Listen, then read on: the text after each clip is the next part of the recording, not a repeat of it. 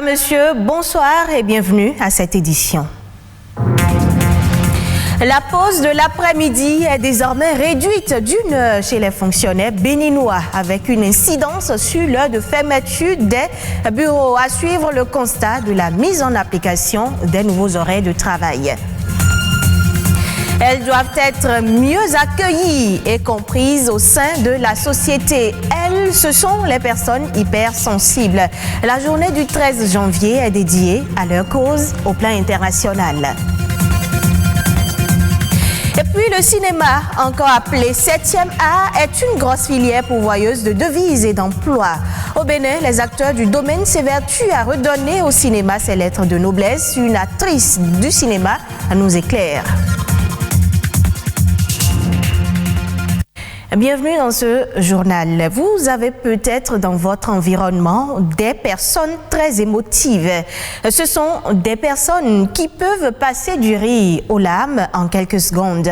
Elles ne souffrent pas d'une maladie, elles sont juste hypersensibles. Ce 13 janvier est une occasion pour sensibiliser la population afin que les personnes hypersensibles soient mieux accueillies et comprises.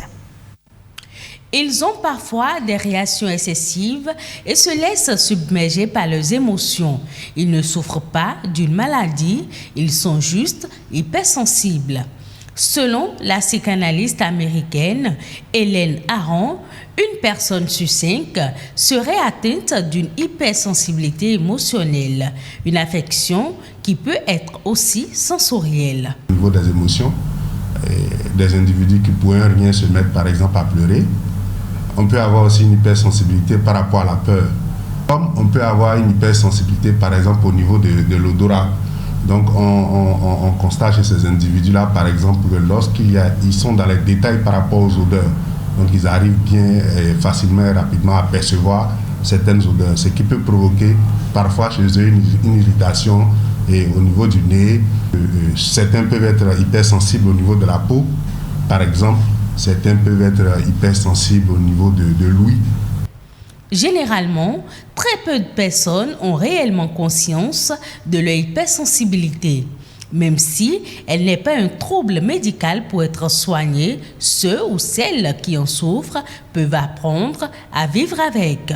Certaines personnes, ça a un caractère génétique, c'est-à-dire c'est un tempérament, une tendance qui a été transmise d'une génération à une autre. Mais pour la plupart, c'est des adaptations liées à l'environnement. Les personnes qui sont dans cette situation de se référer à des spécialistes pour être accompagnées si tant est que leur hypersensibilité pose problème pour eux ou pose problème à leur environnement. Donc, imaginez-vous que vous êtes dans un cadre de travail et vous avez un hypersensible qui, pour un rien, pour n'importe quel reproche, se met à pleurer.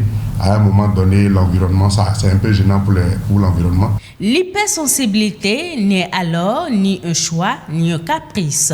Les hypersensibles sont aussi affectés par le regard que la société porte sur eux.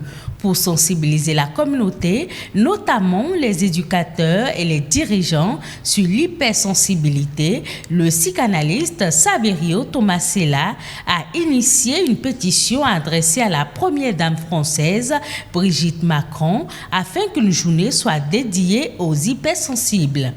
Chaque 13 janvier sera désormais consacré à la prise en compte des problèmes spécifiques des hypersensibles pour qu'ils soient mieux compris dans la société.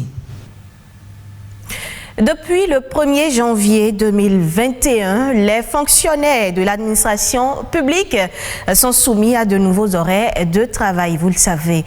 Une fois au boulot à 8h, la descente est pour 17h30, contrairement à 18h30. Autrefois, avec une pause allant de 12h30 minutes à 14h. Quelques jours après la mise en vigueur de cette réforme, eh bien, comment les fonctionnaires de l'administration publique s'adaptent-ils? Le changement des habitudes leur est-il facile? Réponse dans ce tour de quelques services publics réalisés par une équipe de notre rédaction. Retour au poste pour Pamphile à 14h ce lundi après une pause d'1h30, contrairement aux 2h30 dont il jouissait jusqu'en 2020. Un changement d'habitude avec lequel ce chef d'une cellule de contrôle des marchés publics a démarré l'année 2021. Pourtant, il n'a aucun mal.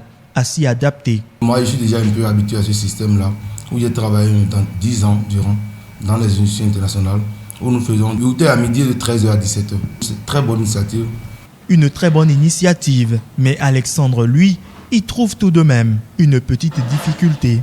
Si je dois vous dire comment j'ai géré la pause, nous on a eu une séance aujourd'hui par exemple, à la Bourse du Travail, et la séance devait commencer à 13h. Donc quand je suis sorti à 12h30, je suis allé à cette séance-là. Mais j'ai dit que nous devons faire l'effort de finir rigoureusement à 13h30. Le temps que je puisse quitter la bourse pour être à mon bureau. Donc, à mon humble avis, ça nous profite. Mais la pause, c'est un petit souci. Du côté de l'Agence de développement de l'entrepreneuriat des jeunes ADEJ, c'est déjà par une note de service en date du 31 décembre 2020 que le directeur a informé ses collaborateurs du réaménagement des horaires de travail.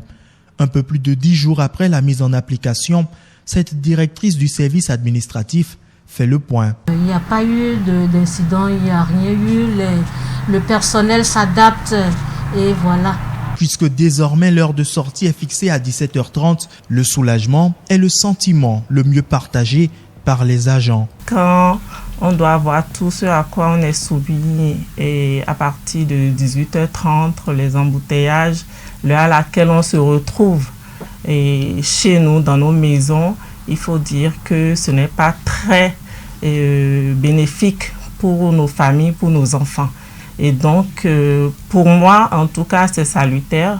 Ça nous permet aussi de nous concentrer davantage sur nos dossiers parce que le laps de temps que nous passons était un peu grand, ce qui fait que des fois, nous perdons le fil pour les dossiers qu'on avait déjà entamés en début de journée. Au ministère de la fonction publique, les premières heures d'entrée en vigueur de ce réaménagement sont déjà suivies d'un petit bilan. Abdoulaziz Malik est le pilote de cette réforme et se réjouit du retour que lui font les agents des services basés à Cotonou. Là où nous avions peur au départ quand on appliquait ça, c'était le changement des comportements parce que les gens devaient reprendre à 14h au lieu de 15h. À ce niveau, les données que nous avons sont très très satisfaisantes parce que la plupart du temps, les gens reprennent effectivement à 14h. Tout porte à croire que cette nouvelle réforme du gouvernement est bénéfique pour plus d'un ici à Cotonou. Les jours prochains, bilan sera fait pour les services publics situés dans les autres départements. On parle à présent culture et développement. Le cinéma est un art qui constitue aujourd'hui un vecteur important pour le développement de toute nation. Mais force est de constater que le 7e art est très peu considéré compte tenu de plusieurs facteurs. C'est la raison pour laquelle les acteurs du domaine s'évertuent à redonner au cinéma ses lettres de noblesse. Espoir Abogourin est actrice du cinéma. Elle nous parle du cinéma et de ses atouts pour le développement. Le cinéma peut contribuer au social à travers la sensibilisation. C'est-à-dire que grâce au cinéma, nous servons de courroie de transmission de messages par rapport aux populations. Nous servons de courroie de transmission de l'information. Tout le monde ne suit pas les informations aujourd'hui, tout le monde n'est pas adapté à ce style de communication. Beaucoup parfois s'ennuient parce que je vois quelqu'un en train de présenter. Donc le moyen que le cinéma a trouvé pour sensibiliser, c'est au moyen de l'art. C'est-à-dire qu'on se dit je vais suivre un film, ça va être intéressant et tout. Et nous profitons de ce moment de distraction pour faire passer un message fort, poignant, une information. Nous avons la possibilité aujourd'hui de révolutionner le 7e art à travers notre identité, notre culture. Et c'est heureux et louable de savoir que beaucoup commencent à comprendre. Donc je peux dire que oui, si on compare avec comment on a commencé et où nous en sommes actuellement, on peut dire que oui, déjà on fait du cinéma. Je pense qu'il faut y aller parce que tout est dans le rêve et tout est dans la concrétisation de ce rêve. Si vous vous mettez à pied d'œuvre, vous actionnez la machine et que vous persévérez, vous allez y arriver et même que vous finirez par être nourri par cet art, par en vivre, ça deviendra un métier pour vous. Le jeune a tout intérêt à se lancer dans ce métier pour la simple raison que plus vite il commence, mieux c'est. Et plus il est jeune, plus il apprend et plus il s'impose. Alors oui, il faut se lancer dans le cinéma parce que par là on apprend beaucoup, par là on développe ses sens, par là on s'éveille et par là aussi on se découvre plusieurs facettes de personnalité. On améliore sa façon d'être et on apprend à être surtout humble et à travailler en équipe.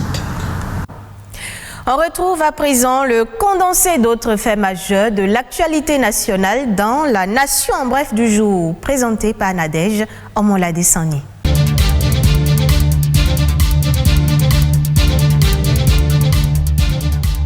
Les statistiques liées aux effets socio-économiques de la COVID-19 au Bénin sont désormais connues.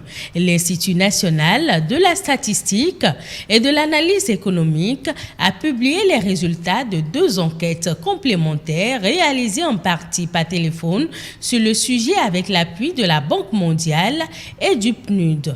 Les 2 enquêtes qui ont porté sur la proportion des ménages vulnérables, la proportion des entreprises vulnérables face à la crise, ainsi que le niveau d'appréciation des Béninois par rapport aux mesures d'accompagnement prises par le gouvernement révèlent que le Bénin a présenté une bonne résilience face à la crise de la COVID-19. Sur l'ensemble du territoire national, 37% des ménages ont été vulnérables face à la COVID-19. Il faut également retenir qu'environ 40% des entreprises formelles et des unités de production informelles ont été fragilisées par la crise sanitaire. Une nouvelle loi vient d'être votée en vue de réglementer l'organisation des activités pharmaceutiques au Bénin. Le ministre de la Santé, Benjamin Humpati, a exprimé sa satisfaction par rapport à ce nouvel arsenal juridique qui aura le mérite de mettre de l'ordre dans ce secteur sensible de la vie des populations. Le vote de cette loi indique par ailleurs le ministre Humpati apporte une cohérence à l'ensemble des tests existants dans le secteur pharmaceutique. La dite loi renforcera à ses yeux la crédibilité du Bénin au regard des nouvelles exigences internationales en la matière. Les indicateurs de performance ont connu une évolution au cours de l'année 2020 à la Société béninoise d'énergie électrique. Le nombre de clients a connu une hausse de 1,1% et le taux de branchement est passé de 89,39% à 100%. Plus de 100 objets de la divinité des eaux Mamiwata font l'objet d'une exposition permanente au centre culturel Villa Caro de Grand Popo. Dénommée Le Retour de Mamiwata, cette collection de statuettes provient d'une dizaine de pays africains. Ces objets avaient été exposés dans 2 musées avant d'être rapatriés définitivement au Bénin où ils retrouvent leurs origines. Ce acte du collectionneur entre dans le cadre des discussions sur la restitution des objets ouest-africains des musées ethnographiques de l'Europe.